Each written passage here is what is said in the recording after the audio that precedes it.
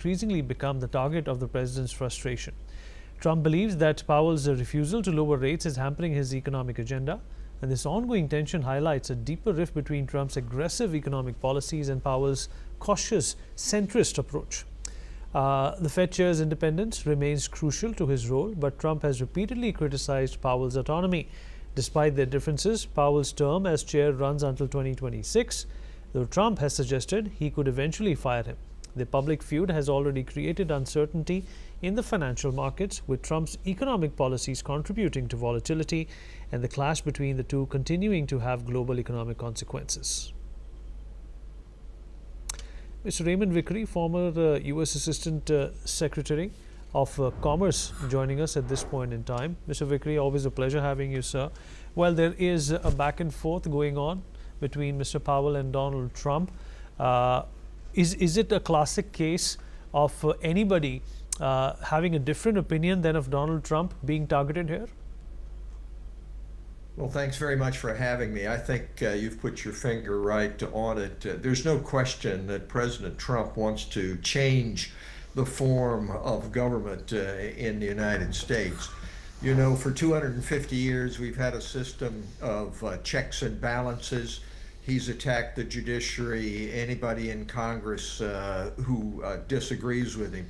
And now he's moved on to what has been established by law since 1913 in regard to the Federal Reserve as an independent body designed to promote two goals: one, full employment, and two, keeping down inflation. But President Trump does not want to see anybody have independent power in the United States. He wants to rule like a king, like authoritarian, and now internationally even like an emperor.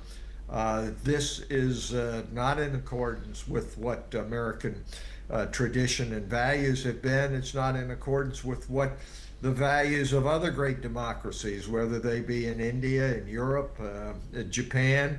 There has to be a way in which there is some control over a single person.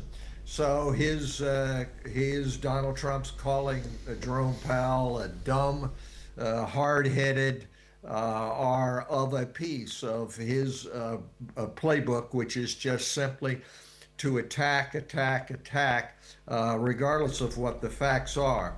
I think if you look at the testimony which is being given today before the House Committee on Financial Services, you'll see that it's a very circumspect and balanced approach, trying to keep down inflation while promoting full employment. Of course, Donald Trump wants to cut interest rates. That would mean an immediate boost in economic activity, but the longer run would be disastrous in terms of return of inflation. This is, of course, completely ironic, since Trump was the man who appointed Jerome Powell chairman in the first place. The man is far from dumb. He has an eminent record both in scholarship and in his past activities in helping President Biden bring the country out of the COVID crisis. But it's all of a pattern, and it remains to be seen whether or not our constitutional and rule of law will hold in the United States, and we look for support from other democratic nations and centers of those who advocate a rule of law, constitutional approach to government.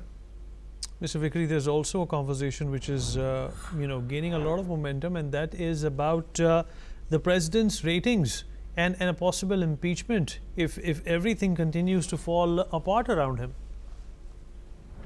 Well, he is in no danger of being impeached with the present Congress, because it requires a vote in the U.S. Senate, and that's just not going to happen. He's been impeached twice already, and he seems to simply disregard what he has done both in attacking the system in January of 2021 to try to keep himself in office after he had lost, and his attempt to strong-arm Ukraine for his first impeachment. But the real salvation here is in two parts for our system. One, will the Supreme Court hold and uphold the rule of law? And that's very doubtful, since there's a 6-3 majority on that court, and we've already seen decisions giving President Trump and other presidents immunity largely for their actions. But the real test will come starting this year in Virginia and New Jersey, where there are gubernatorial elections for governor, and then the midterms next year. And the political system will have to hold there in order to rein in what is a rush to authoritarianism, which is contrary to the values and principles that the United States has had for for almost 250 years. Mr. Vickery, always a pleasure having you, sir. Thank you so much for speaking with NewsX World. Well, that's all we have time for. We will continue to bring more